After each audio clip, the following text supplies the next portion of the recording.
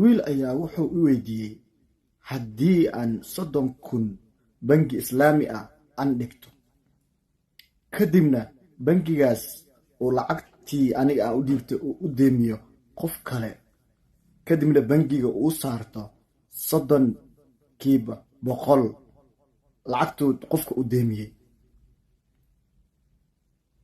markaa bangiga markuu lacag ku deemiyo bangiga wuxuu saartaa interest ama ribo uu saartaa qofka uu ka qaaday 30% uu ka qaataa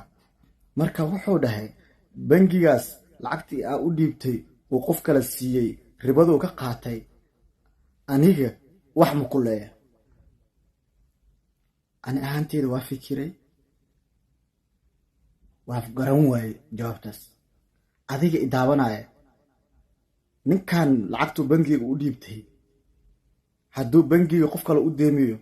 bangiga lacagtuu ka faa'iido wax muu ku leeyahay jawaabta